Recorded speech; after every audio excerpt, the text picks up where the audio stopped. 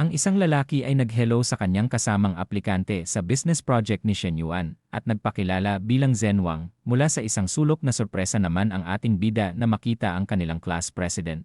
Kaya naman sinabi nitong nanggaling lamang siya sa ordinaryong pamilya at kailangan subukan ang lahat ng oportunidad na darating. Ang mga babae ay bigla namang natuwa matapos nilang makita si Shen Yuan.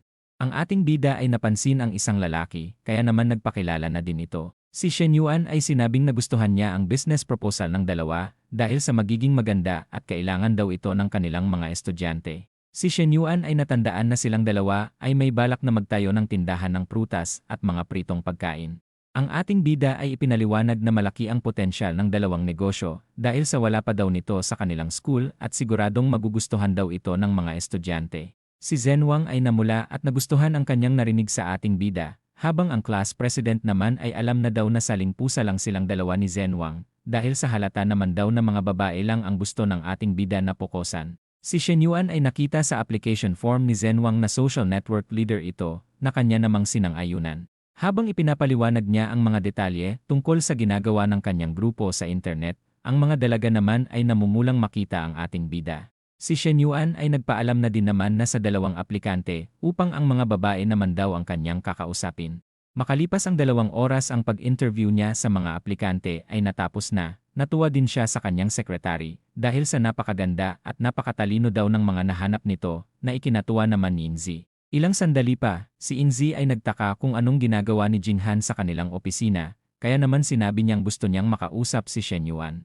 Si Inzi ay tumingin sa kanyang boss at tila hindi alam ang gagawin, kaya naman sinabi ng ating bida na lumabas na muna ang kanyang sekretary at papasukin si Jinghan. Ang dalaga ay tinanong na kung hindi na daw ba siya nakapasa sa interview, habang iniisip niya din naman na sa 2 babae lang daw kanina tumitingin si Shen Yuan at parang hindi siya nakikita nito. Ayon sa ating bida malalaman lang daw ni Jinghan kung nakapasa siya kapag natapos na ang huling test, ngunit ang dalaga naman ay muling tinanong na kung may tsansa nga daw ba siyang makapasa. Si Shen Yuan ay nakaupo lamang na parang boss at sinabing binigyan niya na ng tsansa si Jinghan. Ang dalaga ay napagtantong tsansa niya na ngayon dahil sa pinapasok siya ng ating bida sa kwarto para muli itong makausap. Ipinagmalaki na din ng dalaga ang kanyang mga experience at achievements tungkol sa accounting kaya naman kakayanin daw nito ang maging accountant ng ating bida. Si Shen Yuan ay sinabi naman na mukhang mas maganda kung mas matanda at may experience na accountant ang kanyang kukunin na ikinabigla naman ni Jinghan na marinig. Ang dalaga ay pursigidong mabingwit ang ating bida dahil sa hindi niya daw alam kung kailan ulit siya magkakaroon ng pagkakataon na makakakita muli ng katulad ni Shen Yuan na napakayaman. Upang makuha ang pabor ni Shen Yuan, bigla namang itong lumapit kay Shen Yuan at hinalikan siya. Ayon sa dalaga mas lamang daw siya kung itsura at hubog ng katawan lang daw ang usapan kumpara sa ibang babae na gustong maging accountant ng binata. Habang inaakit ni Jinghan ang ating bida, si Shen Yuan ay iniisip din naman na totoo ang sinabi ng dalaga dahil sa ganda ng itsura at katawan nitong mala Coca-Cola. Matapos niyang tanggalan ng buttons ang ating bida, ang dalaga naman ay nag-umpisa na ding tanggalin ang kanyang kasuotan upang makipagtsoktsakan kay Shen Yuan. Ginabayan na din ni Jinghan ang kamay ng binata upang lamasin ang kanyang malalaking kokomelon. Ang dalawa ay nag-umpisa na ding tukain ang isa't isa hanggang sa mapapa sana all ka na lang talaga. Matapos ang 1 oras na bembangan, ang gatas naman ni Shen Yuan ay kanyang ipinahid sa tissue at itinapon sa basurahan. Habang nagbibihis na ang dalawa, ang ating bida ay inalok na maging kabit si Jinghan at sisiguraduhin niya daw ang kinabukasan nito. Iniisip niya din na hindi niya akalain na virgin pa daw pala ang dalaga, kaya naman napakaswerte niya na siya ang nakauna sa kipay nito. Inalok niya din si Jinghan na mag-shopping sa Sabado, na ikinatuwa naman ng dalaga. Tumaas na din ang affinity points nito sa 61. Iniisip niya din na ayos lang maging kabit basta kay Shen Yuan na maraming pera. Ang ating bida ay natuwa din naman dahil sa pagtaas bigla ng affinity points ng dalaga matapos lamang ang 1 beses na pagbembang. Habang nasa sulok si Inzi, hindi naman nagtagal at nakalabas na si Jinghan sa opisina ni Shen Yuan habang iniinda ang sakit ng kanyang kipay na binerginan ng ating bida. Si Inzi na secretary/security guard ni Shen Yuan ay narinig daw ang intense na tsoktsakan ng dalawa, kaya naman tinanong niya kung ayos nga lang daw ba ang kipay ni Jinghan. Ang dalaga ay sinabi naman na masaya siya dahil ngayon lang daw siya nakaranas mabembang. Ang ating bida ay napansin na birthday bukas ng kanyang tatay, kaya naman nag-order siya ng kotse para iregalo. Binili niya na din ang paboritong alahas ng kanyang nanay upang mapasaya niya din daw ito. Kinabukasan, ang kanyang kapatid na babae ay namangha sa bagong bili ng kanyang kuya na kotse para sa kanilang tatay. Sinabi din ni Shen Xuan na gusto niya din ng bagong kotse, kaya naman bilhan daw siya sa susunod ni Shen Yuan matapos niyang makuha ang kanyang lisensya, na sinang-ayunan naman ng ating bida. Ang nanay ng ating bida ay sinabi naman na huwag ispoil ni Shen Yuan ang kapatid nito dahil hindi pa daw ito nakakapasa sa college entrance exam nito. Habang naghahanda ng umalis ang pamilya, sinabi naman ng tatay ni Shen Yuan na si Lao Shen na late na sila. Si Shen Xuan ay nagtatampo sa kanyang nanay, ngunit pinagsabihan lang naman siya nito at pinamadali ng sumakay. Mula sa mga kamag-anak ng ating bida, ang tatlong babae naman ay nagtataka kung bakit wala pa din ang nag-imbita sa kanila sa okasyon na ito. Ang asawa ng kapatid ng tatay ni Shen Yuan ay nagmaamong magtaka kung bakit wala pa din sila Lao Shen, ngunit sa kalooban nito ay sobrang inis na siya sa paghihintay. Habang patuloy nagchichismisan ang tatlong ginang, ang isang lalaki naman sa isang sulok ay napansin ang hindi magandang pinagsasabi ng mga ito tungkol sa pamilya ni Lao Shen. Iniisip niya din na wala silang mga utang na loob matapos nila noon na makatanggap ng tulong sa pamilya ni Lao Shen. Dahil sa inaakala niyang naghihirap pa din ang pamilya ng ating bida sa ngayon, inasahan niya naman na hindi magiging maganda ang pagtatapos ng birthday ni Lao Shen dahil sa pagpapahiya daw na gagawin ng mga Si Shen Yao ay napansin na may bagong kotse si Yong kaya naman mukhang maganda daw ang takbo ng negosyo nito. Si Yong ay sinabi naman na binili niya lang ang bago niyang kotse upang maging presentable siyang tignan sa mga taong kanyang katransaksyon. Si Shen Yao ay inalok si Yong upang maging member ito ng kanyang car maintenance na business, ngunit si Yong naman ay hindi pinansin ang alok at sinabing tawagan na ni Shen Yao sila Lao Shen. Si Shen Yao ay tinanong ang isa pang lalaki kung nasaan na nga daw ba sila Lao Shen. Ngunit sinabi naman nitong maghintay lang sila dahil ang birthday boy naman daw ang pinakamahalaga sa araw na ito na kailangan nilang hintayin. Hindi nagtagal ang buong pamilya naman ay dumating na. Humingi din siya ng pasensya at sinabing iinom na lang siya ng 3 tagay upang kanyang penalty sa pagiging late.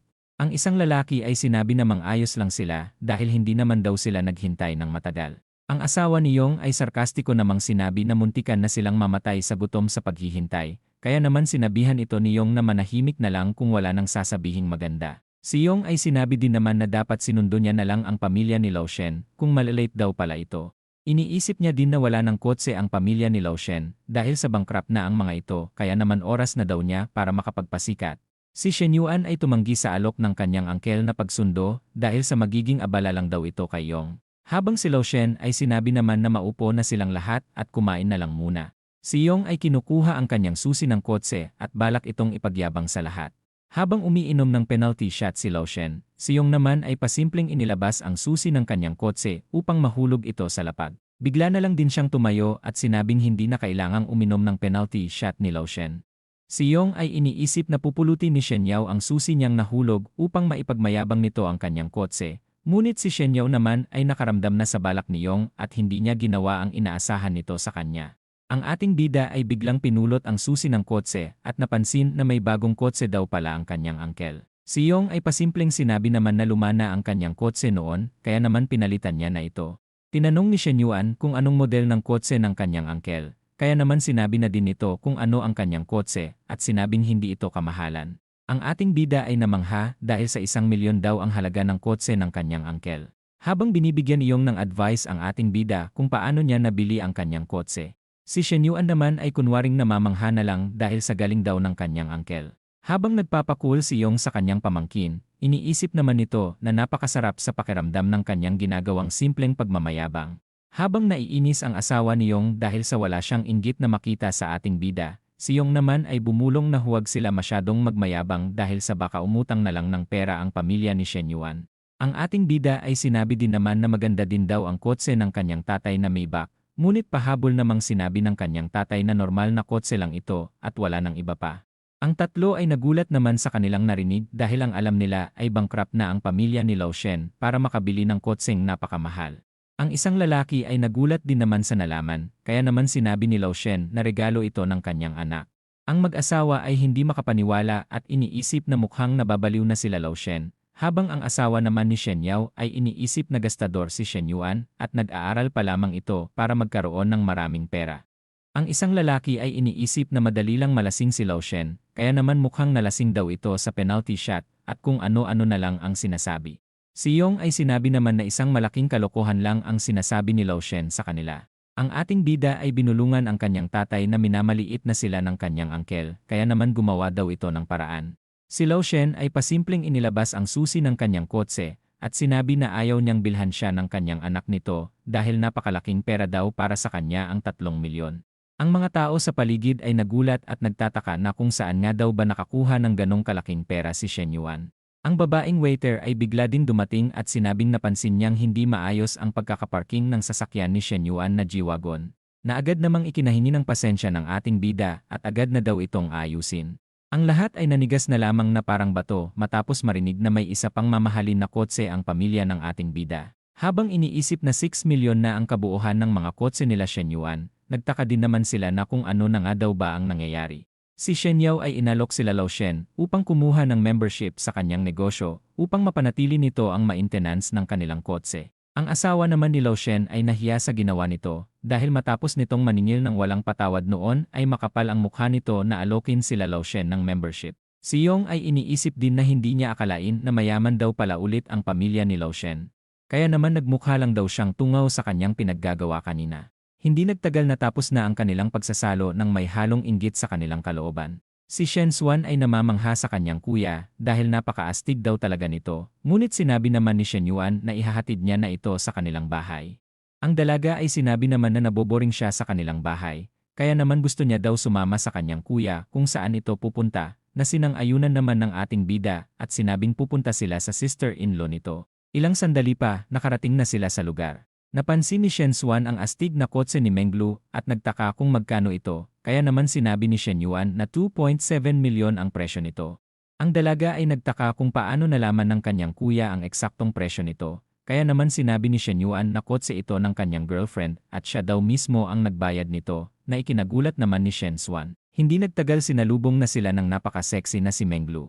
Nagtaka rin siya na kung sino ang kasama ng ating bida, kaya naman sinabi niyang kapatid niya ito na si Shen Xuan. Si Kinkin at ang napakahat mama na si Chena ay nandito din at inalok agad ang magkapatid na pumasok. Ang tatlong naggagandahang babae ay alagang-alaga si Shen Xuan, na kanya namang ipinagtaka na kung bakit ganito ang tatlo sa kanya. Napatingin din siya sa kanyang kuya habang iniisip na kung sino nga daw ba sa tatlo ang girlfriend nito. Ayon kay Menglu, nabalitaan nila ni Kinkin ang paglipat nito kaya naman pumunta daw sila dito upang magdiwang sa bagong bahay ni Chena. Si Menglu ay nagpakilala kay Shen Xuan at ipinakilala na din si Chena bilang may-ari ng bahay. Ang dalaga ay tinanong na kung ito nga daw ba ang girlfriend ng kanyang kuya. Si Menglu ay napangiti na lang, habang si Chena naman ay napatingin sa ating bida dahil sa hindi niya alam ang kanyang sasabihin. Si Shen Yuan ay sinabi naman na silang dalawa ay ang kanyang girlfriend, na ikinagulat naman ni Shen Xuan. Napaisip din siya na kung paano nagkakasundo ang dalawa sa kanyang mga babae sa isang bahay. Tinanong ng dalaga na kung totoo nga daw ba ang sinabi ng kanyang kuya. Na proud namang sinang-ayunan ni Menglu habang si Chena naman ay medyo nahihiya. Si Shen Xuan ay sinabing loko-lokong lalaki ang kanyang kuya, ngunit si Shen Yuan ay iniisip naman na mas magandang malaman na agad ng kanyang kapatid ang kanyang pinaggagawa upang masanay na ito sa hinaharap at hindi na kailangan pang ilihim pa. Si Menglu ay tinanong na kung saan gusto mamasyal ni Shen Xuan dahil sasamahan niya daw ito.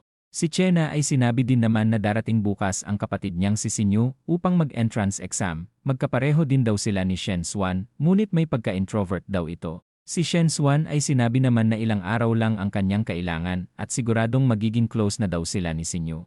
Mula sa isang sulok si Kinkin naman ay nainggit dahil napag-iwanan na siya ng kanyang mga kaibigan na may isang sugar baby. Ang eksena ay nalipat kanina kung saan nagtataka si Kinkin kung paano sila nagkakasundo ni Chena sa iisang lalaki na bumebembang sa kanila.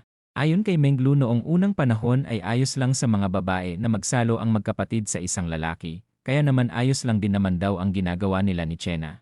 Habang iniisip ni Kinkin na iniwan na siya ng dalawa niyang kaibigan, sinabi niya din naman sa kanyang isipan na mga peking kaibigan ang dalawa para iwan sila ng mga ito at mamuhay ng marangya.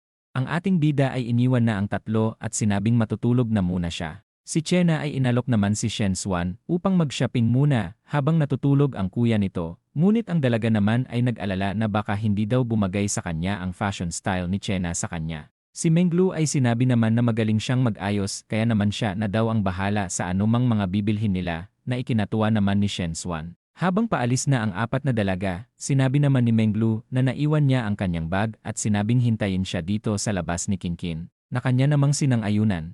Makalipas ang 10 minuto, siya naman ay sinabihan si Kinkin na sumunod na kanila Chena at sumakay na lang ng taksi dahil sa may kailangan lang daw siyang asikasuhin. Si Kinkin ay napagtanto naman na mukhang nangati na naman ang kipay ni Menglu at balak dumiskarte kay Shen Yuan. Iniisip niya din na kung anong palusot nga din daw ba ang kanyang sasabihin kanila Chena upang pagtakpan ang ginagawa ni Menglu.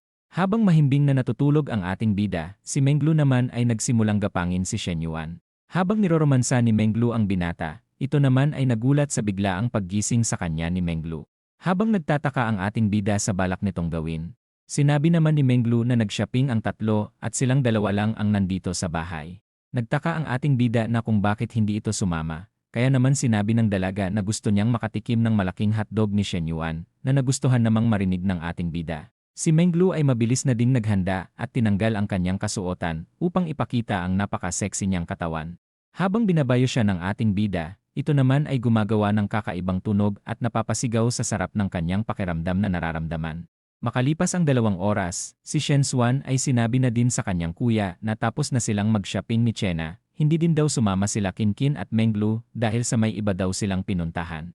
Ang ating bida ay sinabi din naman na maghintay na lang ang dalawa dahil sa parating na siya para sunduin sila. Ang isang lalaki ay napansin ang magandang kotse, bigla niya din nakilala ang ating bida dahil noong nakaraang buwan lang daw ay ginastos nito ang lahat ng kanyang pera upang makabili ng mamahaling bag. Habang nagtataka ang lalaki na kung paano yumaman si Shen Yuan sa mabilis na oras, ito naman ay napansin na nakipagkita sa isang napakagandang babae na si Chena. Habang siya ay naiinggit sa pamumuhay ng ating bida, iniisip niya din naman na napakaswerte ni Shen Yuan dahil karelasyon nito ang isang babaeng diyosa ng kagandahan na inaakala niyang sugar mommy ng binata. Nagtaka si Shen Yuan na kung bakit napakaraming binili ng kanyang kapatid, kaya naman sinabi ni Shen Xuan na mapilit daw si Chena na bilhin ang mga ito. Si Chena ay sinabi naman na papasok na sa university si Shen Xuan, kaya naman ayos lang daw na marami silang pinamiling damit at mga bag, bumili rin daw siya ng regalo para sa nanay at tatay ng ating bida. Si Shen Yuan ay napaisip na lang na hindi magasto si Chena, ngunit pagdating sa kanyang pamilya ay hindi ito nagtitipid. Si Chena ay nagpaalam na din at sinabing pupunta muna siya sa coffee shop, dahil ayon kay Xiaoqi ay marami silang customer ngayon, kaya naman sinabihan na din nila ito na mag-ingat sa biyahe.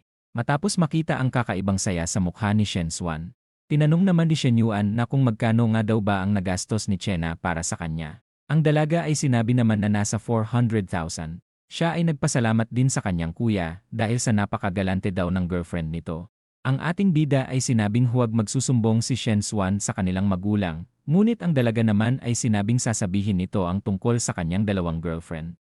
Habang nagkukulitan ang dalawang magkapatid sa loob ng sasakyan, si Shen Xuan naman ay sumaya dahil sa bibilhan daw siya ng kanyang kuya ng kahit na anong gusto nito upang hindi na magsumbong. Hindi nagtagal ang nanay naman ni Shen Yuan ay nagulat dahil sa mga dalang regalo ni Shen Xuan.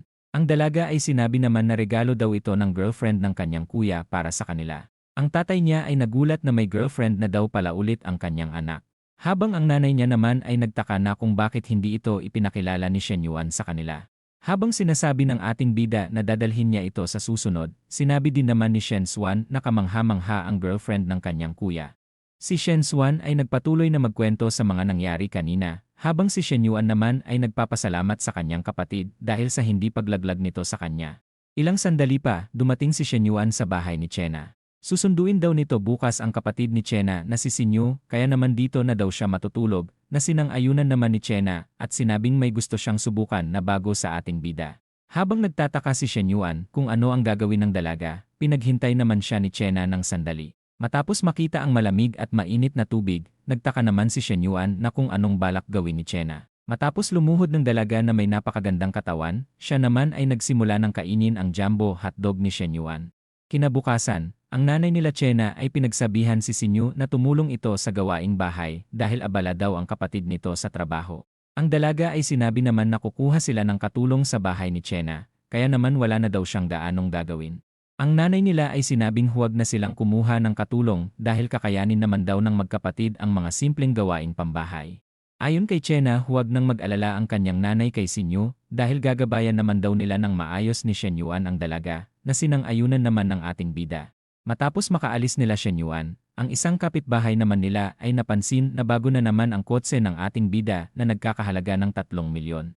Ang nanay ni Chena naman ay sinabing wala silang pakialam sa material na bagay hanggat nakikita daw nilang masaya si Chena sa ating bida. Nag-alala din ang nanay ni Chena dahil sa simula noong bumisita si Shen Yuan ay lagi na lang daw kumikilos ng kakaiba si Sinyu sa kanilang bahay. Ang ating bida ay tinanong na kung saan balak mag-aral ng dalaga, kaya naman sinabi nitong dito sa Star City siya mag-aaral. Sinabi ni Shen Yuan na huwag nang mag-dorm si Sinyu dahil may sariling kwarto daw ito sa bahay ni Chena. Ang dalaga naman ay nagsimula na namang maalala ang nakita niyang bembangan ng dalawa. At iniisip na baka makita niya na naman ang dalawa habang gumagawa ng kababalaghan. Si Sinyu ay sinabing ayaw niyang makaistorbo sa dalawa. Ngunit ang ating bida naman ay sinabing boring palagi si Chena dahil sa pag-iisa nito kaya naman maganda daw na masasamahan ito ni Sinyu. Na sinang-ayunan naman ni Chena dahil sa hindi naman daw madalas dumalaw si Shen Yuan sa kanilang bahay. Si Sinyu ay nagsimulang magkaroon ng 60 affinity points. Iniisip niya din na hindi magkalayo ang edad nila ni Shen Yuan. Kaya naman naiisip niya na dumiskarte sa ating bida balang araw. Ang ating bida ay napansin ang biglaang pagtaas ng affinity points ni Sinyu, kaya naman mukhang gusto din daw nitong mabembang ng malaking hotdog. Ilang sandali pa, naihatid niya na ang magkapatid. Uuwi na lang din daw siya sa bahay ni Chena para makitulog, na sinang-ayunan naman ni Chena at sinabing mag-ingat ito sa biyahe. Makalipas ang kalahating oras, ang ating bida ay dumating sa lugar nila Teacher Lee. Napansin niya din ang isang lalaki na nakikiusap na patawarin siya ni Liming at bigyan pa ng isa pang pagkakataon. Ang ating bida ay napansin na mukhang ito ang ex-boyfriend ni Liming na dahilan kung bakit nawalan na ito ng tiwala sa mga lalaki. Ang ating bida ay magkukunwari daw na boyfriend ni Liming upang hindi na bumalik at maghabol ang ex-boyfriend nito. Sigurado din daw na maiintindihan ni Teacher Lee ang kanyang balak na tulungan ang kanyang kapatid na si Liming. Ang lalaki ay napansin ang pagpark ni Shen Yuan sa kanyang harapan, na bigla namang nagpainis sa lalaki. Matapos makita ni Shen Yuan ang hindi magandang ugali ng lalaki, siya naman ay desidido ng turuan ng leksyon si Lubin. Ang ating bida ay sinabi naman na wala siyang pakialam kung maharangan niya ang lalaki, na mas lalo namang nagpagalit sa ex ni Liming. Tinanong ng ating bida na kung siya nga daw ba ang ex-boyfriend ni Liming, na ipinagtaka naman ng lalaki kung sino daw ang ating bida. Ang ex-boyfriend ay tinanong naman na kung si Shen Yuan nga daw ba ang bagong boyfriend ni Liming. Habang hindi nagsasalita ang ating bida, ang lalaki naman ay napagtanto na daw na kung bakit ayaw nang bumalik ni Liming sa kanya dahil sa nakahanap na daw pala ito ng kanyang sugar baby. Ang lalaki ay sinabi din naman na 2 taon silang nagsama ni Liming, hindi din daw makahanap ng ibang lalaki ang dalaga dahil sa naging sobrang baliw daw ni Liming sa kanya. Iniisip niya din na siguradong nandidiri na si Shen Yuan sa dalaga matapos ng kanyang mga sinabi. Ang ating bida ay iniisip naman na isa lang baguhan ang lalaki kumpara sa kanya. Si Shen Yuan ay sinabi na kahit anong sabihin ng lalaki, ay wala na itong magagawa dahil sa kanya na daw ang buong katawan ni Liming na napakasarap. Ang kawawang lalaki ay bigla namang nalungkot at napatanong na lamang na kung nagbembangan na nga daw ba talaga ang dalawa. Ang ating bida ay umarte na naka-score na siya kay Liming, kaya naman mas lalong nainis ang ex-boyfriend dahil matapos ang 2 taon na relasyon ay hindi man lang daw siya pinagbigyan ni Liming na makabembang sa kanya. Buong akala niya din daw na mahal pa siya ni Liming nitong mga nakaraan, ngunit ipinagpalit na daw pala siya ng dalaga. Ang ating bida ay nakita na si Teacher Lee at agad kumaway sa kanya. Si Li Xiao ay galit na galit namang makita ang lalaking si Lubin, at sinabing huwag nang babalik ang lalaki dahil sa ayaw na daw siyang makita ng kanyang kapatid na si Liming. Habang paalis na ang dalawa, nagtaka naman si Lubin na bakit parang may relasyon din ang ating bida kay Li Xiao. Si Shen Yuan ay nagpaalam na sa lalaki at sinabing maganda daw talaga sa pakiramdam kapag pinagsasabay niya ang magkapatid. Matapos maiwan ni Lubin, siya naman ay sobrang nainis dahil totoo daw pala ang chismis na kapag mayaman ka ay pwede mong makuha ang puso ng 2 naggagandahang babae kahit na magkapatid pa ito. Si Teacher Lee ay nagtaka naman sa kasinungalingan daw na sinabi ng ating bida na pinagsasabay niya silang 2 ng kanyang kapatid. Si Shen Yuan ay sinabi naman na huwag mag-alala ang dalaga dahil sinabi niya lang daw yon upang tigilan na ni Lubin ang kanyang sister-in-law na si Liming. Ang dalaga ay bigla namang namula dahil hindi pa daw sister-in-law ni Shen Yuan ang kanyang kapatid dahil hindi niya pa naman daw ito sinasagot para maging boyfriend. Nagpasalamat na din siya sa ginawa ng ating bida dahil siguradong hindi na daw manggugulo pa ang ex-boyfriend ni Liming. Ang ating bida ay niyaya ang dalaga upang pumunta sa isang mamahaling mall. Ngunit si Li Xiao naman ay tumanggi dahil sa masyado daw mamahalin ang mga bilihin sa mall na gustong puntahan ng binata. Si Shen Yuan ay makulit namang sinabi na pupunta pa din sila, ngunit ang dalaga ay patuloy tumanggi dahil sa binilhan na daw siya noon ni Shen Yuan ng mamahaling bag noong nakaraan.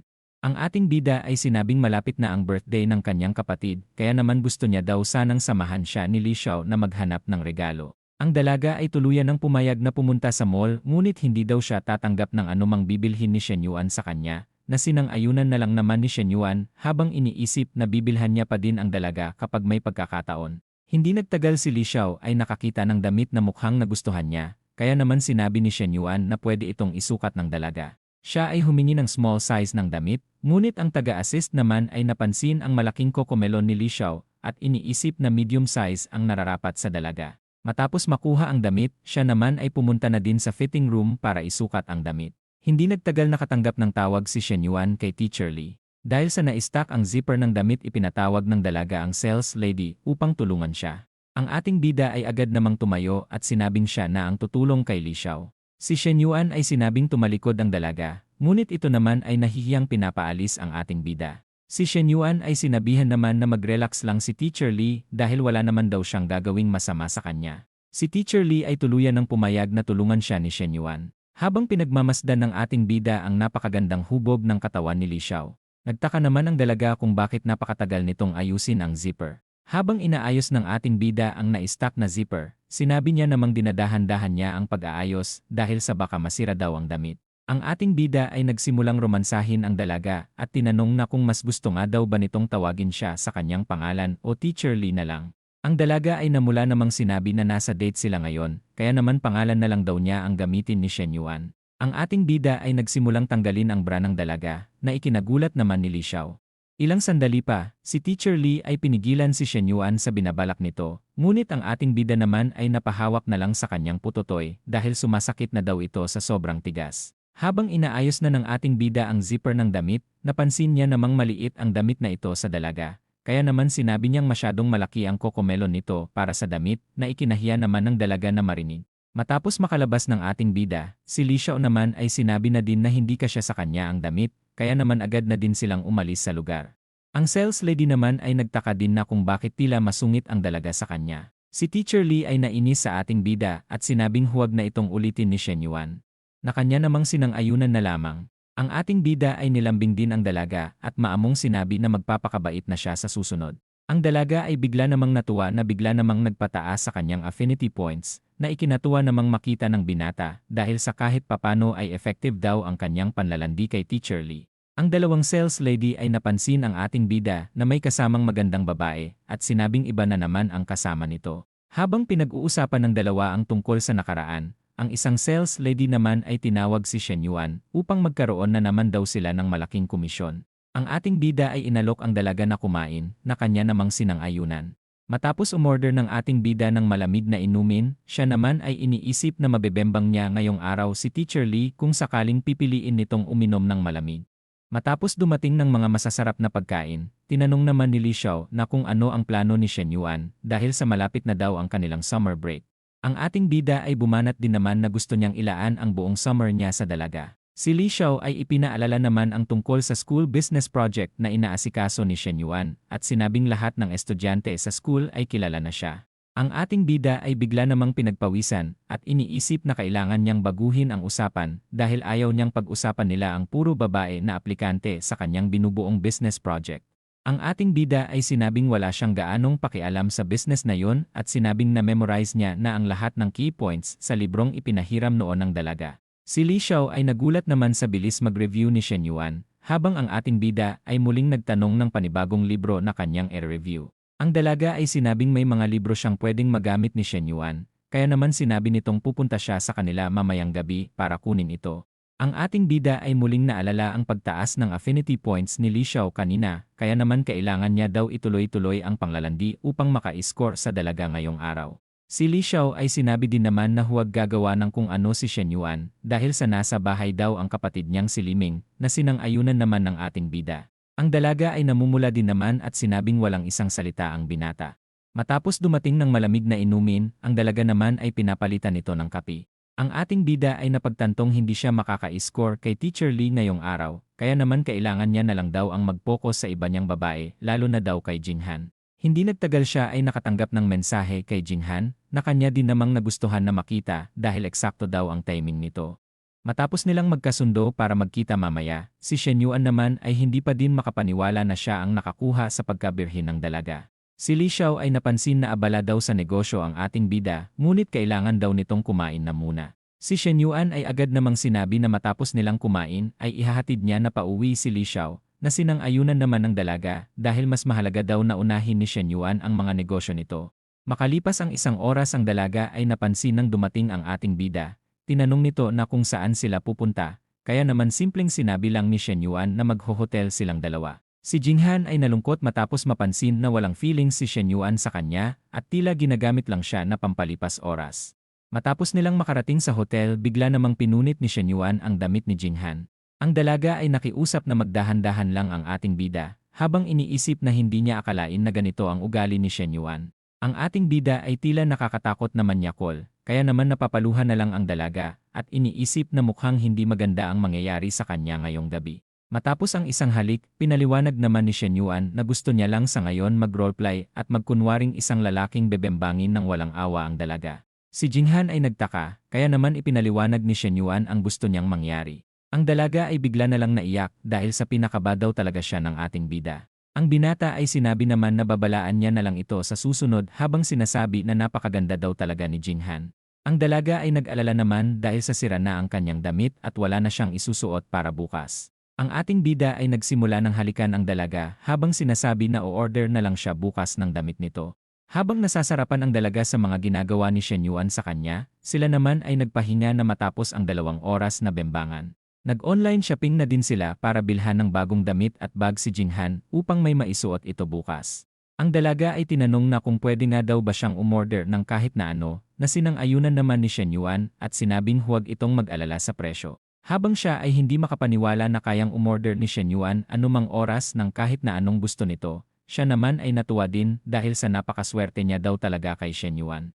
Si Min Yui ay biglang tumawag, kaya naman agad itong kinuha ng ating bida at sinabing huwag maingay si Jinghan. Mula sa kabilang linya si Min Yui ay nagsimulang magtampo dahil hindi na daw ito tumatawag at nakikipagkita sa kanya, kaya naman sinabi ni Shen Yuan na busy lamang siya nitong mga nakaraan. Si Min Yui ay sinabing miss niya na ang ating bida at tinanong na kung kailan ito makikipagkita sa kanya. Ang ating bida ay sinabi naman na baka sa susunod na araw pa sila makapagkita ni Min Yui. Si Jinghan ay napansin ang kakaibang atensyon na ibinibigay ni Shen Yuan sa babae nito, kaya naman nagtaka siya na kung paano niya magagawang makuha ang ganitong klaseng atensyon sa ating bida. Habang nasa banyo si Shen Yuan ay biglang tinawag si Jinghan, kaya naman agad itong pumunta sa ating bida. Matapos muling makita ang dambuhalang dragon ni Shen Yuan, napasabi na lang si Jinghan na napakalaki daw talaga nito. Ang gabi ay mabilis lumipas at ang ating bida ay nakaalis na din upang pumunta kay Menglu para sa kanyang fitness training.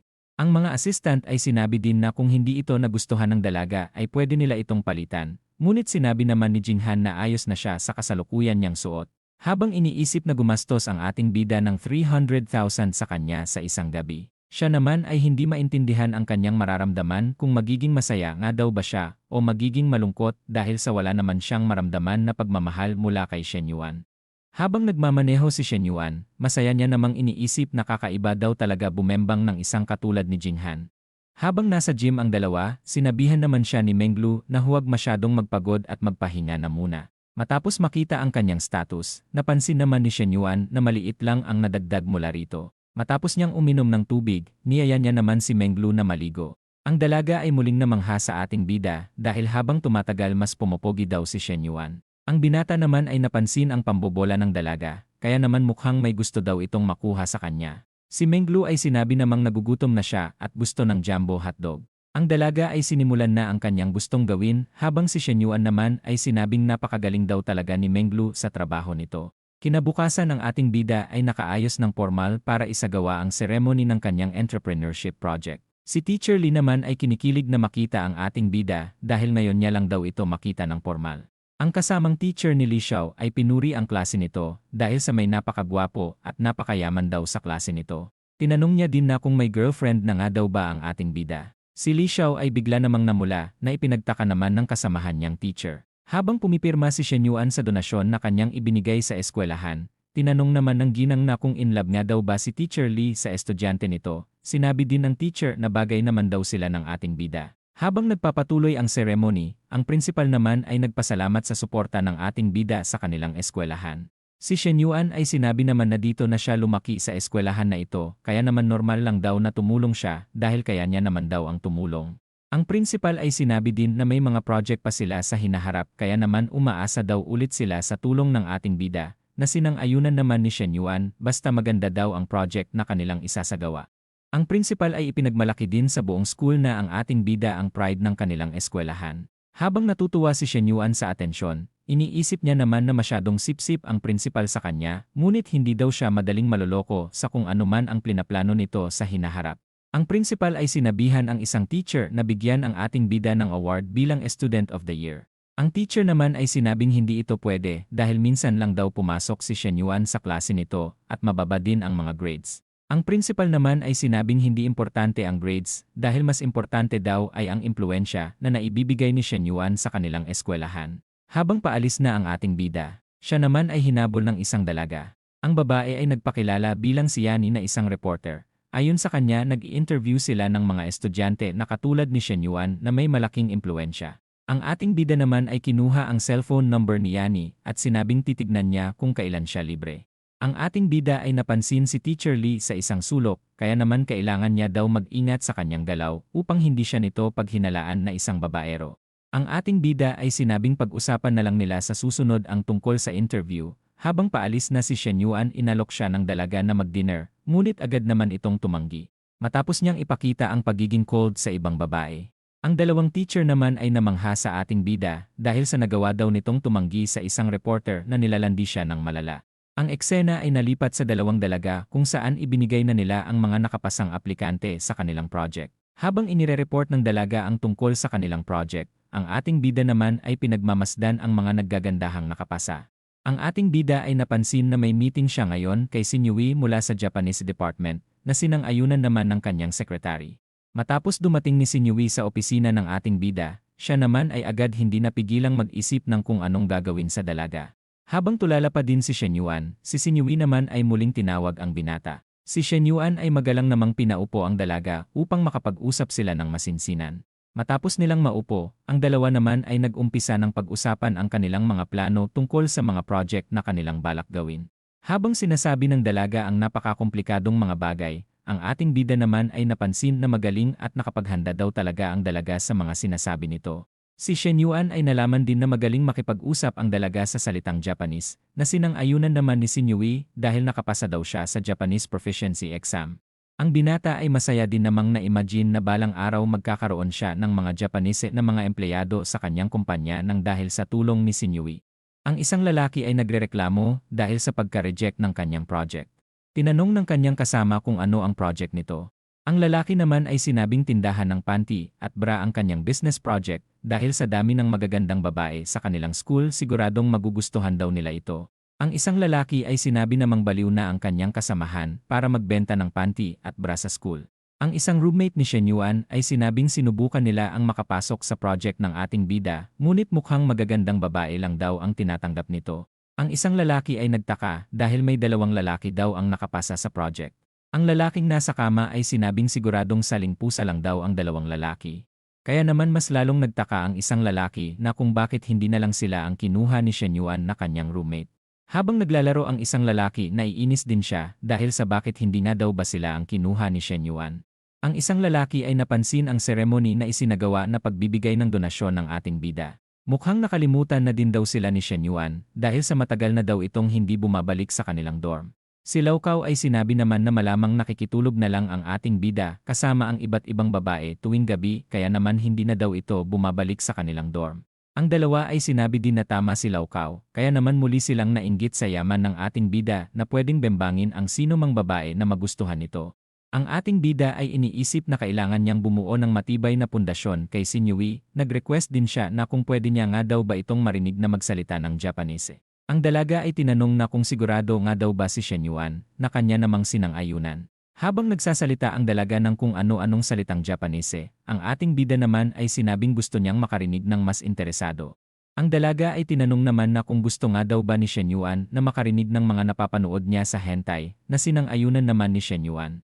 Matapos sabihin ni Sinyui ang salitang yamete, kudasay ng nakakapang-akit, ang ating bida naman ay nagsimula na namang mag-imagine ng kung ano sa dalaga.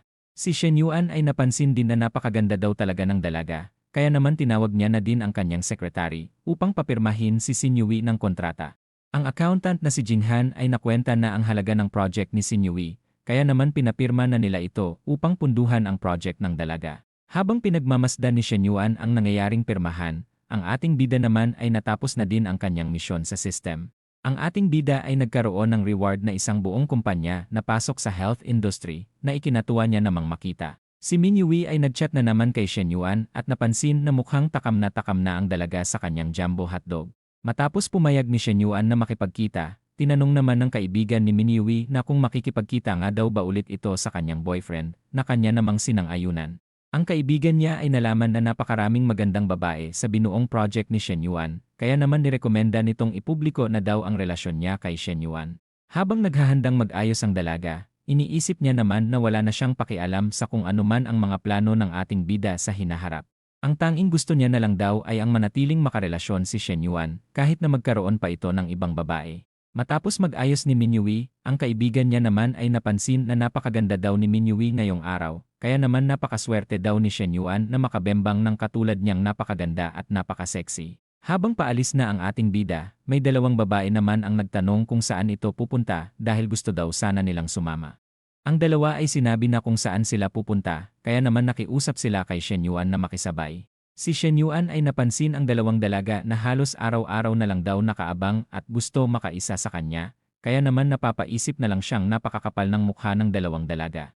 Ang ating bida ay sinabi namang may iba siyang pupuntahan at agad nang sinara ang pintuan.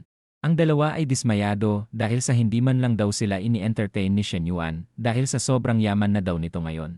Ang ating bida ay iniisip na hindi siya pwedeng lumandi sa iba dahil matapos niya daw umiscore kay Min Yui ay kailangan niyang magplano tungkol sa nakuha niyang reward. Ang ating bida ay naalala din ang TV interview na naghihintay sa kanya. Ngunit hindi pa daw ito sapat kung target niyang maging isang malaking business tycoon. Matapos niyang isipin na kailangan niya munang magdahan-dahan at asikasuhin si Min Yui. Ang ating bida ay dumaan na muna para magkapi dahil kasalukuyan pa daw naghahanda si Min Yui ng isusuot nitong outfit. Matapos makapasok ng ating bida sa kanyang coffee shop, tinawag niya naman si Sinyo para bigyan siya ng cappuccino na agad namang sinang-ayunan ng kapatid ni Chena. Ang dalaga ay tinawag si Xiaoqi upang tulungan siya nito dahil natatakot daw siyang pumalpak sa pag-serve kay Shen Yuan. Si Xiaoqi ay nagtaka din naman na kung bakit nga daw ba namumula si Sinyo sa kanyang sariling brother-in-law. Siya ay bigla ding may naisip. Dahil sa yaman ng ating bida may posibilidad daw na karelasyon niya rin ang dalagang si Sinyo. Si Sinyo ay ibinigay na ang kapi, humingi din siya ng pasensya kay Shen Yuan dahil unang beses niya daw itong timplahin. Ang ating bida ay sinabi naman sa dalaga na ang lahat ng first time ay masarap, na nagpapula naman kay Sinyo at sinabing may alam pa siyang masarap na kayang gawin. Si Shen Yuan ay sinabi naman na hindi niya na kailangan pa ng dagdag na kapi dahil baka hindi na siya makatulog mamaya. Habang nauutal ang dalaga sinabi niya naman na babalik na siya sa trabaho. Ilang sandali pa, ang dalawa ay nagkita na upang magpakasarap sa isa't isa. Habang sinasabi na miss niya si Shen Yuan, ang dalaga naman ay sinabi na malamang katawan niya lang ang na-miss ng ating bida. Ang binata naman ay sinabing na-miss niya ang lahat sa dalaga kasama na ang buong katawan nito. Si Min Yui ay bigla na lang namula at sinabing magdahan-dahan lamang ang ating bida sa kanya dahil baka hindi daw siya makalakad bukas ng maayos, na sinang-ayunan naman ni Shen Yuan at sinabing siya na ang bahala. Kinabukasan, iniwan na ng dalaga ang ating bida dahil sa may pasok pa daw ito ng maaga. Habang bumabangon si Shen Yuan siya naman ay balak puntahan ang lugar na reward na system sa kanya. Habang problemado ang mga empleyado dahil sa nag-resign na ang kanilang boss, sila ay nag-alala dahil baka tanggalin na daw sila ng bago nilang boss sa kumpanya. Matapos pumasok ng ating bida kasama ang dating boss ng kumpanya, ang mga empleyado naman ay nagtaka na kung ito nga daw ba ang kanilang bagong boss. Ang dating boss ay sinabing gusto niya ng magpahinga matapos ang mahabang panahon na pagtatrabaho, ipinakilala niya na din ang bagong boss ng kumpanya na si Shen Yuan. Ang ating bida ay nagpakilala na din naman sa kanila at sinabing lumabas muna ang iba habang maiwan na muna daw ang direktor at ang financial officer. Ang ating bida ay hiningi ang records ng nakaraang 3 buwan na agad namang naintindihan ng dalawa.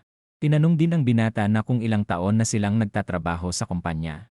Sinabi ni Zhang Yong 5 taon na siya, habang si Lu naman ay sinabi 3 taon na siya sa kumpanya. Siya ay sinabihan na din ang dalawa na pwede na silang bumalik sa kanilang trabaho at sa susunod na lang mag-usap. Iniisip niya din na kailangan niya munang makita ang performance ng dalawa kung nararapat nga daw ba ito sa kanilang pwesto. Matapos tawagan ni Shen Yuan ang kanyang sekretary, sinabi niya naman na halos tapos na ang project nila sa eskwelahan, kaya naman lumipat na daw ito sa kanyang Jingfu Health Company bukas. Siya ay bigla namang nagulat na may kumpanya daw pala talaga si Shen Yuan na hindi niya alam. Sinabi niya din na hindi siya pwede dahil may pasok pa daw siyang kailangan pasukan sa eskwelahan. Ang ating bida ay sinabi naman na kahit sa exam na lang pumasok ang dalaga at dapat niya itong ipasa. Tinanong niya din na kung ayaw nga daw ba nitong maging sekretary niya habang buhay. Ang dalaga ay bigla namang nasiyahan na maging sekretary ng isang bilyonaryo, kaya naman agad niyang isinantabi ang pagpasok at sinabing kailangan niya na lang ipasa ang mga exam. Habang prinoproblema ni Shen Yuan kung paano papatakbuhin ang kumpanya, siya naman ay bigla na lang din naghanda para bisitahin si Suwei dahil isang linggo niya na daw itong hindi nakikita. Ang ating bida ay nagtaka kung bakit hindi sumasagot si Suwei sa kanyang tawag. Kaya naman tinawagan niya si Zhang Mi at nalaman na umuwi na si Suwei dahil sa emergency na nangyari sa kanila. Tinanong ni Shen Yuan kung ano ang emergency, ngunit hindi din daw alam ni Zhang Mi dahilan dahil sa pagmamadali daw ni Suwei na umalis.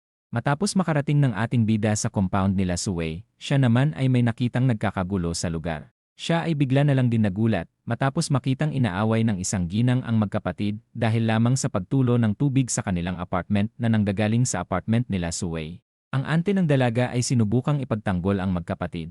Habang pinipigilan ni Suwei ang kanyang ante na huwag nang makipag-away, sinabi naman nitong mamimihasa ang mga kapitbahay nila kung hindi sila lalaban.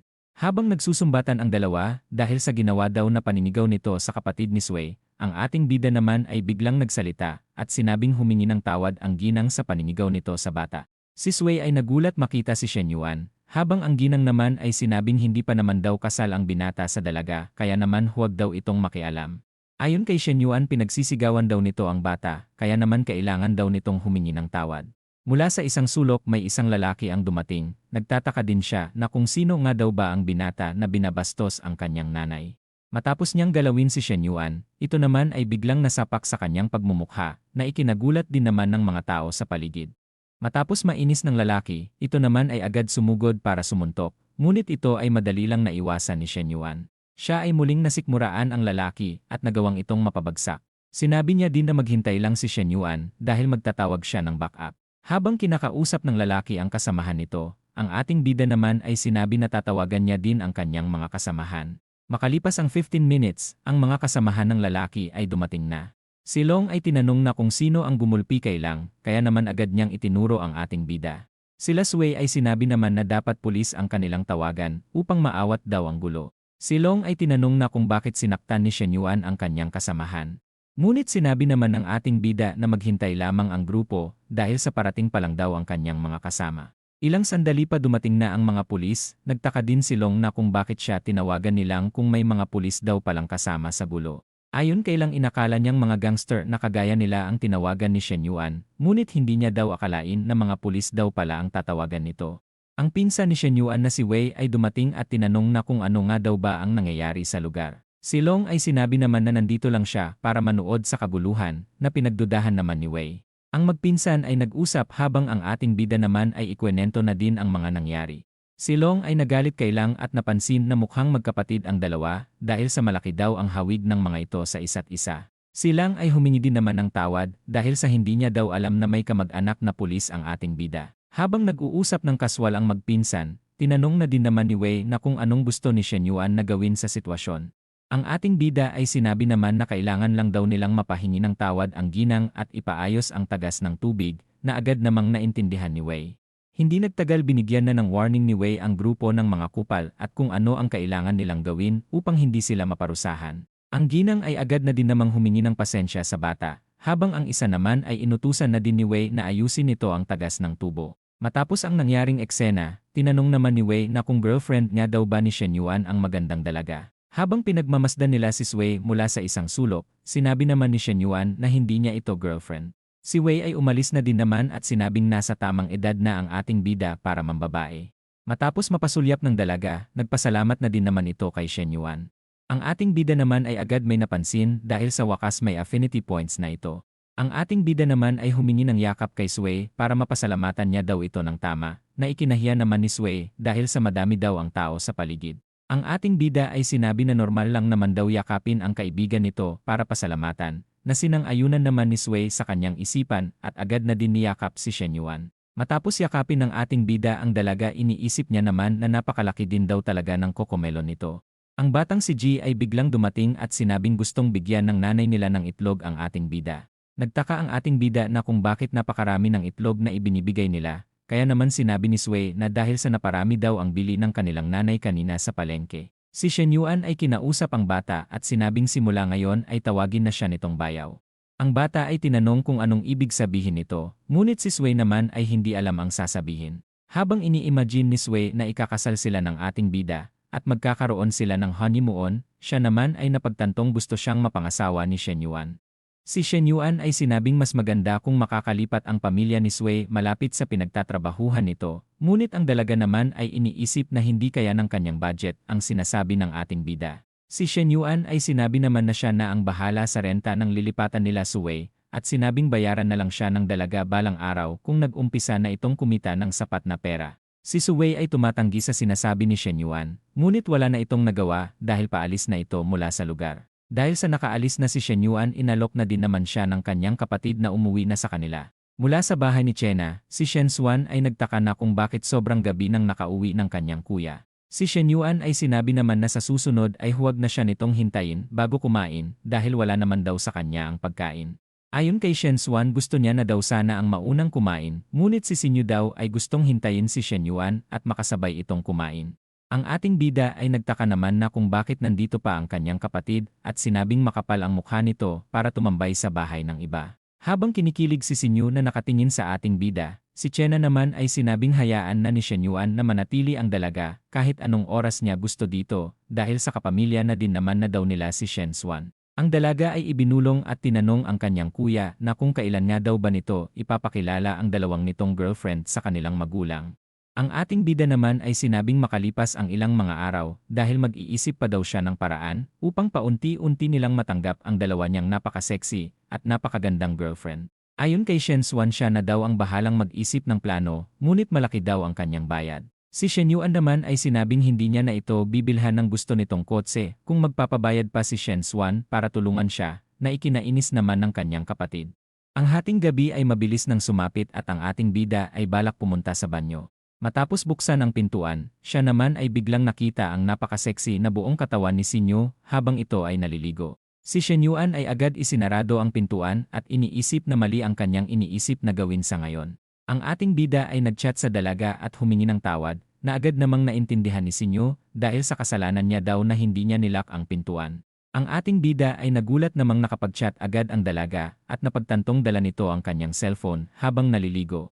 Iniisip niya din na halos magkapareho lang si Chena at Sinyu dahil mukha din daw masarap ang dalaga. Si Sinyu ay hindi din naman makapaniwalang si Shen Yuan ang unang makakakita ng buo niyang katawan, hindi niya din maintindihan ang kanyang sarili dahil sa mukhang masaya pa daw siya sa nangyari. Bigla na lang din siyang nagsarili habang iniisip ang ating bida. Kinabukasan, ang ating bida ay abala na naman sa pagpapalaki ng kanyang katawan, napansin niya din sa kanyang system na malapit niya nang maabot ang gusto niyang stats. Ang ating bida ay sinabi din kay Menglu na samahan siya nito para bisitahin ang dalawang gym at isang yoga studio at ilista ang mga kakulangan at maganda sa lugar. Ang dalaga ay nagtaka na kung balak nga daw ba itong bilhin ni Shen Yuan, ngunit sinabi naman nitong nabili niya na ito. Si Menglu ay bigla namang nagulat at iniisip na siguradong malaking pera na naman daw ang nagastos ng binata para mabili ang mga establishment na ito. Ang system ay binigyan ng misyon si Shen Yuan upang mapataas ang kita ng kanyang kumpanya ng 5%. Ito ay napansin ng ating bida at hindi niya din daw alam kung madali o mahirap nga daw ba ang misyon na ito dahil wala naman daw siyang idea kung paano ito patakbuhin. Si Menglu ay nagtaka na kung bakit tulala si Shen Yuan. Ang binata ay inutusan naman si Menglu upang pasukin ang kanyang mga gym at yoga studio at i-report ang mga nangyayari sa lugar. Si Menglu ay napagtanto naman na ang gustong mangyari ni Shen Yuan at sinabing siya na ang bahala dahil sa expert daw siya pagdating sa bagay na ito. Ang ating bida ay abalang tinitignan ang mga report ng kanyang general manager. Ang dalawa ay nag-usap tungkol sa mga komplikadong bagay tungkol sa kumpanya hanggang sa paalisin na lang ni Shen Yuan ang general manager. Matapos niyang mapagtanto na isang sinungaling at hindi maaasahan ang kanyang general manager, siya naman ay binalak na kailangan niya na itong mapalitan.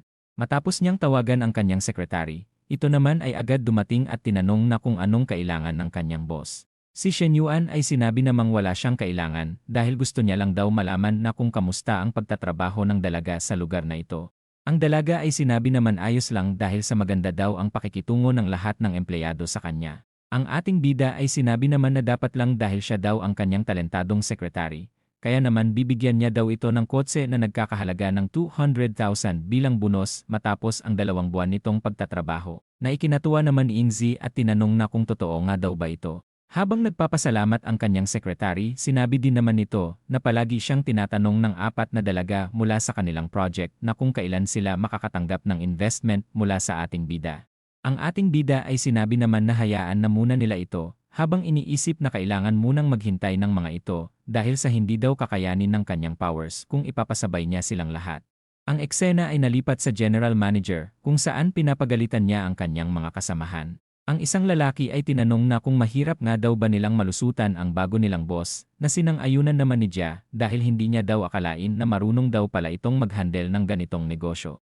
Ang gabi ay mabilis nang sumapit at ang ating bida naman ay nakauwi na sa bahay ni Chena. Ang dalaga ay sinabi naman na bumili siya ng bagong maisusuot ni Shen Yuan, habang ang ating bida naman ay napansin na mamahalin ang mga ito. Si Chena naman ay sinabing mahigit 1 milyon lahat ang ito dahil ang relo pa lang daw ay 800,000 na. Dahil sa effort na ibinigay ni Chena sa kanya, ang ating bida naman ay balak din daw itong pasayahin upang suklian ang pagmamahal nito sa kanya. Ang dalaga naman ay sinabing nasa bahay nila si Sinyu, kaya naman nakakahiya daw kung makikita silang naglalandian ni Shen Yuan.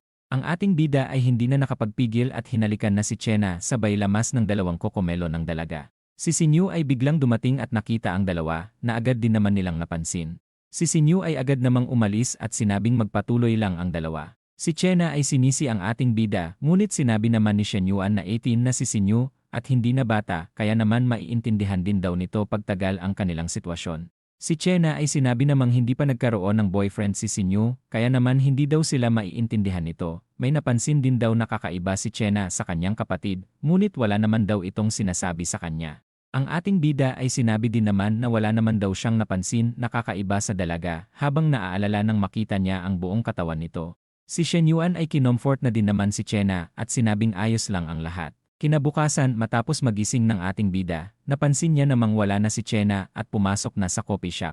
Habang iniisip ni Shen Yuan ang mga kailangan niyang gawin ngayong araw, si Sinyu naman ay bigla siyang tinawag. Ang ating bida ay nagtakang nandito pa ang dalaga dahil ang akala niya ay sumama ito sa kanyang kapatid. Ang dalaga ay sinabi naman na mamayang hapon pa ang kanyang pasok. Sinabi niya din na napansin niyang wala pang phone number plate ang sasakyan ni Shen Yuan, kaya naman binilhan niya na daw ito, na ipinagpasalamat naman ng binata.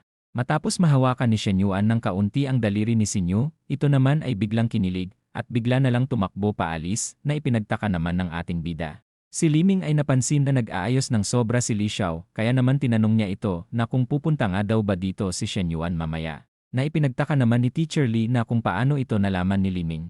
Ayon kay Liming bihira lang daw mag-ayos si Li Xiao habang nasa bahay ito, kaya naman kahit sino daw ay alam ng may pinapagandahan ito. Ayon kay Li Xiao pupunta dito si Shen Yuan upang mag-aral, kaya naman tinanong ni Liming na kung kailangan niya nga daw bang umalis ng bahay. Si Li Xiao ay sinabi namang hindi na nito kailangan umalis dahil mag-aaral lang naman daw sila ni Shen Yuan.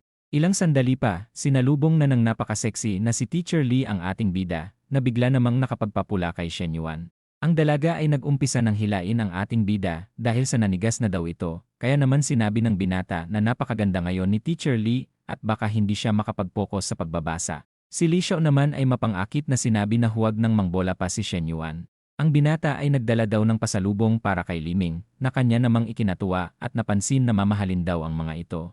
Si Liming ay sinabi na mananatili muna siya sa loob ng kwarto ng 2 oras, kaya naman mag-focus lang daw sa pag-aaral ang dalawa. Si Teacher Li naman ay medyo nataranta dahil ang usapan daw nila ni Liming ay mananatili din ito kasama nila sa living room. Si Shen Yuan ay tinawag na si Li Xiao upang makapag-aral na daw sila. Si Teacher Li ay tinanong naman na kung anong libro nga daw ba ang gustong simulan ni Shen Yuan. Ang ating bida ay nakatanggap ng misyon na pag-aralan ang Human Resource Management sa 1 buwan para matanggap ang buong kaalaman mula sa Renmin program. Matapos makapili ni Shen Yuan ng libro, siya naman ay kalahating oras nang nakapokus sa pagbabasa. Nagtaka din si Teacher Li na kung bakit hindi pa daw dumidiskarte ang binata sa kanya. Si Shen Yuan ay napansin na natutulala si Li Xiao, kaya naman tinanong niya ito na kung ayos nga lang daw ba ito. Habang patuloy na nagtataka ang dalaga sa ikinikilos ng ating bida, siya naman ay biglang idinikit ang kanyang kokomelon upang makuha ang atensyon ni Shen Yuan. Ang binata ay sinabi naman na nandito siya para mag-aral kaya naman tinanong niya na kung ano nga daw ba ang ginagawa ni Teacher Lee. Ang dalaga ay nagsimulang mamula habang iniisip na kung bakit napaka-focus mag-aral ni Shen Yuan. Ang ating bida ay bigla na lang napangiti, nagsimula na din siyang romansahin si Teacher Lee at sinabi na mukhang gusto nitong makipaglaro sa kanya. Si Shen Yuan ay binuhat na ang dalaga at nagsimula niya na itong halikan, na nagustuhan naman ni Teacher Lee mula sa kanyang isipan dahil sa kanina niya pa daw ito hinihintay na gawing ng ating bida. Ilang sandali pa, siya ay nagpakipot din naman at sinabing magpatuloy na sa pag-aaral si Shen Yuan. Ngunit ang ating bida ay sinabing kailangan niya munang mag-relax sa ngayon upang magkaroon siya ng malinaw na kaisipan para mag-aral mamaya. Ang dalaga ay nagtaka sa binabalak ng binata. Kaya naman sinabi ni Shen Yuan na siguradong may dahilan kung bakit napaka-sexy ngayon ng pananamit ni Li Xiao. Ang dalaga ay sinabi namang nag-ayos lang siya ng kaunti para kay Shen Yuan. Sinabi niya din na huwag na siyang tawagin nitong teacher kung silang dalawa lang ang magkasama. Ang ating bida ay patuloy ng hinalikan at niromansa ang dalaga kaya naman wala na itong nagawa. Mula sa isang kwarto ay palabas si Li Ming. Nagulat na lang din siya sa kanyang nakita dahil ang dalawa ay nag-uumpisa ng magtsuktsakan. Habang tinatanggal ng ating bida ang panty nito, si Li Xiao ay sinabi naman na hindi pa siya handa para bembangin ni Shen Yuan. Ang binata ay sinabi naman na nasa kalagitnaan na sila ng kasiyahan, kaya naman bilang lalaki hindi daw ito maganda sa kanyang pakiramdam. Ang dalaga ay ibinulong naman na may alam siyang paraan para matulungang makapag-relax ang ating bida, na kanya namang ipinagtaka. Ilang sandali pa, si Li Xiao ay nagsimulang kainin ang malaking hotdog ni Shen Yuan, na ikinagulat naman ng kanyang kapatid na si Li Ming. Makalipas ang kalahating oras nilunok na din ng dalaga ang masarap na katas. Si Teacher Lee ay sinabi na din na sana nakatulong siya sa binata. Makalipas ang isang oras aalis na daw siya dahil sa may meeting silang mga teacher sa school.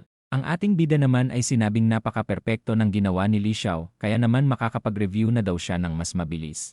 Gamit ang kanyang skill card si Shen Yuan ay nagawang ma-review at ma-memorize ang nilalaman ng libro sa loob ng isang oras. Napagod din siya matapos ang lahat ng kanyang ginawa. Ang ating bida ay tinawag si Li Xiao, ngunit napagtanto din naman ni Shen Yuan na malamang nakaalis na ng bahay si Li Xiao. Si Li Ming ay bigla namang lumabas ng kwarto habang namumula at inakalang siya ang tinatawag ng ating bida. Si Shen Yuan ay napansin na parang may kakaiba sa reaksyon ni Li Ming. Sinabi niya na din na napagod siya sa pag-aaral kaya naman gusto niya daw sanang makiligo. Habang naliligo ang binata, si Li Ming naman ay hindi mapigilang isipin na maranasan din ang ginawa ng dalawa kanina. Si Shen Yuan ay nakatanggap ng tawag mula kay Principal Su at sinabing gusto nilang makausap ang ating bida. Ang ating bida ay agad na ding umalis dahil sa may meeting pa daw siya. Habang ang dalaga naman ay tila gustong masolo si Shen Yuan. Matapos magkita-kita ang tatlo, sila naman ay nagkaroon ng mahabang pag-uusap tungkol sa mga plano nila sa eskwelahan. Matapos ang mahaba nilang pag-uusap, ang ating bida naman ay nagpaalam na din para umalis. Natuwa din ang lalaki dahil sa oportunidad daw na makukuha nila sa binata. Makalipas ang kalahating oras, nakauwi na si Shen Yuan sa bahay ni Menglu. Nag-alala din ang dalaga dahil nalasing na naman daw ang ating bida. Siya ay naghanda din ng tubig na may honey upang mabawasan ang hangover ni Shen Yuan. Ang ating bida ay sinabing may alam siyang paraan para inumin ito ng mas mabisa, na ipinagtaka naman ni Menglu. Ang binata ay nagsimulang gapangin ang dalaga. At biglang itinapon ang inumin sa kokomelo ng dalaga at handa na din itong inumin sa kakaibang paraan. Matapos nilang magtsuktsakan tinanong naman ni Shen Yuan ang tungkol sa ipinagawa nito kay Menglu, kaya naman sinabi ng dalaga na ayos lang naman daw ito, ngunit may napansin daw siyang maliit na problema, na ipinagtaka naman ni Shen Yuan. Si Menglu ay agad namang sinabi ang mga napansin niyang hindi maganda at kailangan palitan, upang mas mapataas pa ang kanilang kita. Si Shen Yuan ay pinuri naman ang kanyang Menglu, na kanya namang ikinatuwa dahil sa dito daw siya magaling. Kinabukasan, sila ay muling nag-gym.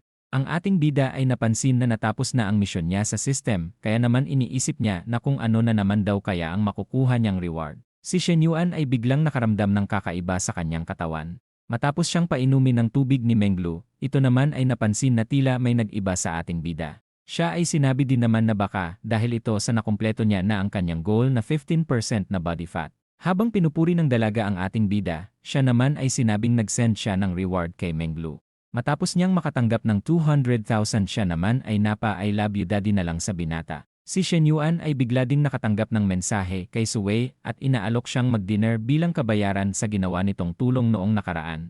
Ang ating bida ay agad na din namang nagpaalam kay Menglu at muling ipinaalala ang mga dapat gawin nito na agad namang naintindihan ni Menglu. Ilang sandali pa, dumating na ang ating bida at agad nakita si Sui na naghihintay sa labas. Ang dalaga ay sinabi namang naghintay siya sa labas dahil baka hindi daw siya makita ni Shen Yuan sa loob. Habang papasok ang dalawa sa loob, ang ating bida naman ay patuloy binola si Sui at sinabing makikita niya ito kahit saan ito pumwesto sa loob dahil sa sobrang ganda daw nito. Matapos nilang maupo, agad namang sinabi ni Shen Yuan ang tungkol sa nahanap niyang lugar na pwede na daw lipatan ng pamilya ni Sui. Si Sui ay muling tumanggi at sinabi ayos na sila sa kasalukuyan nilang nirerentahan.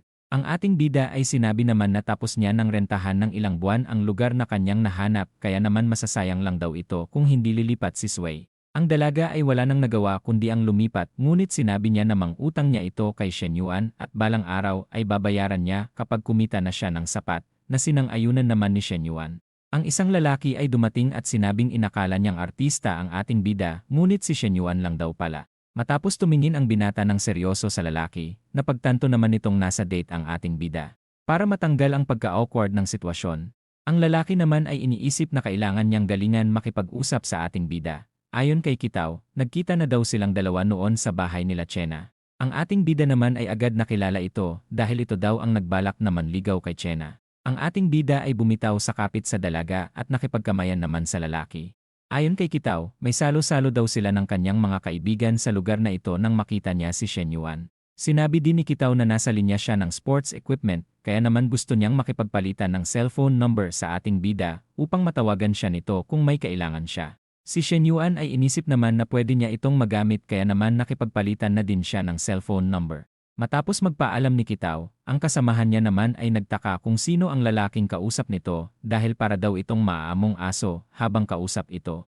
Si Kitaw ay nagsabi naman na ito daw ang boyfriend ng babaeng naka-blind date niya noon. Sa yaman nito, gusto niya daw makisabit sa ating bida minsan kung may pagkakataon. Ang lalaki naman ay hindi makapaniwala, kaya naman sinabi ni Kitaw na pansinin ng lalaki ang relo nito dahil ito palang daw ay nagkakahalaga na ng 6 milyon, ikinagulat naman ng lalaki. Habang sinasabi ni Kitaw kung gaano kayaman si Shen Yuan, ang lalaki naman ay hindi makapaniwala na dito makikipag-date ang ating bida sa normal lang na restaurant. Ang lalaki ay napansin ang magandang dalaga at inakalang ito si Chena na tinutukoy ni Kitaw, ngunit sinabi niya naman na hindi ito si Chena dahil mukhang kabit lang daw ito ng binata. Ilang sandali pa, ang dalawa ay naglalakad na palabas upang magpatunaw ng kinain. Si Sui ay napansin din ang isang kuting, ngunit bigla naman itong umalis na ikinalungkot ng dalaga. Ayon sa ating bida, kailangan daw nitong magdala ng pagkain kung gusto niyang lumapit ang pusang gala sa kanya. Habang nagpapakute si Sui, bigla naman siyang niyakap ni Shen Yuan, na ikinagulat naman ni Sui dahil nasa pampublikong park daw sila. Habang patuloy niyang niromansa ang dalaga, ito naman ay nakiusap na tumigil si Shen Yuan. Ang ating bida ay sinabing huwag kabahan si Sui dahil hindi naman daw ito ang unang beses na niyakap niya ito. Siya ay bigla na lang ding hinalikan ang dalaga. Makalipas ang 5 minuto na halikan, sinabi naman ni Sui na tumigil na sila sa kanilang ginagawa. Ang ating bida ay patuloy na nilalamas ang malalaking bundok ni Sui dahil wala naman daw ibang tao sa paligid.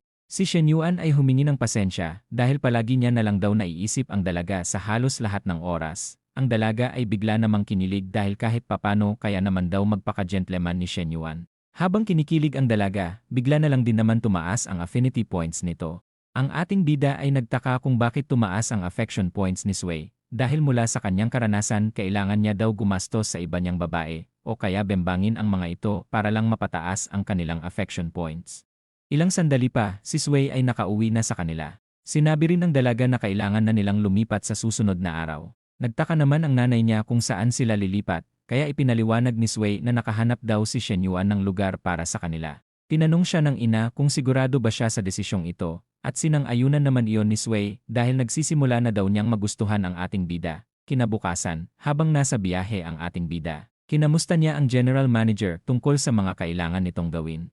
Si Jie ay kagigising lang at sinabi niyang naayos na ang meeting kay Principal Su ng alas 10. Napansin naman ni Shen Yuan ang boses nitong bagong gising pa. At dahil alas 9 na, inisip niyang kailangan na talagang palitan si Jie sa lalong madaling panahon. Ilang sandali pa, dumating na ang ating bida sa meeting. Nag-good morning sa kanya ang general manager at ang marketing manager. Si Jie naman ay nagulat dahil hindi niya akalaing pupunta ang ating bida sa meeting. Hindi rin daw siya nakapaghanda dahil hindi pa niya nakikita ang business proposal ni Jai Feng. Ayon kay Shen Yuan, napadaan lang siya dahil nanggaling siya sa malapit. Habang nag-uusap ang tatlo tungkol sa kanilang mga plano, ang ating bida ay nakikinig lamang sa isang sulok, pinagmasdan din niya kung pwede bang palitan ni Jaifeng si Jia. Maya-maya, nagpaalam na ang ating bida para umalis, na siyang ikinaluwag ng paghinga ni Jia. Ayon kay Shen Yuan, mukhang pwedeng pumalit si Jaifeng kay Jia, ngunit kailangan niya muna itong i-background check dahil baka magkasabwat lang din sila. Pagdating ng ating bida sa kanyang opisina, napansin niya kung gaano kapangit ang marketing strategy nila sa TikTok, kaya nagtaka siya kung bakit ganoon. Isang babae ang nagsabi na kailangan nila ng magagandang trainer upang maipromote ng maayos ang kanilang kumpanya dahil iyon ang epektibong paraan, ngunit kulang daw sila sa budget para kumuha ng mga modelo. Habang pinupuna ni Shen Yuan ang mga dapat baguhin at i-improve sa kanilang kumpanya, pinaalalahanan din niya ang mga ito na magtrabaho ng mas mabuti at magsipag. Pagkalabas ng dalawa, napag-usapan nilang binigyan pa sila ni Shen Yuan ng pagkakataon, kaya kailangan nilang gawin ang lahat upang maabot ang standards ng kanilang bagong boss. Buong araw pinag-aralan ng ating bida ang mga kailangang gawin para mas mag-improve pa ang kumpanya. Pag-uwi niya sa bahay ni Chena, sinalubong siya ng sariwa at maaliwalas na si Sinyu. Nagtaka si Shen Yuan kung nasaan si Chena, kaya ipinaliwanag ng dalaga na pinauwi siya nito ng maaga para ipagluto ang ating bida. Tinanong ng binata kung anong oras uwi si Chena, kaya sinabi ni Sinyu na matatagalan pa ito at hindi na raw aabot sa dinner. Nang mapansin niya ang mga niluto ng dalaga, sinabi niyang mukhang masarap ang lahat. Humingi ng pasensya si Sinyu kung hindi raw kasing sarap ng luto niya ang luto ni Chena, ngunit biglang nadulas ang ating bida at sinabing basta silang magkapatid ay siguradong masarap. Biglang nagulat si Sinyu at nabitawan ang kanyang chopstick. Agad namang humingi ng pasensya si Shen Yuan, sinabing ang tinutukoy niya ay ang luto ng magkapatid. Sabi naman ng dalaga, napansin niyang iyon ang mga paborito ni Shen Yuan, kaya iyon ang niluto niya. Nagkatinginan ang dalawa at biglang may kakaiba silang naramdaman sa kanilang katawan. Tumayo bigla si Sinyu at sinabing pupunta muna siya sa banyo. Habang pinagmamasdan ng dalaga ang sarili, iniisip niya ang mga bagay na dapat hindi niya ginagawa sa binata. Nagtataka rin siya kung bakit hindi niya mapigilang mag-isip ng bembangan kasama si Shen Yuan.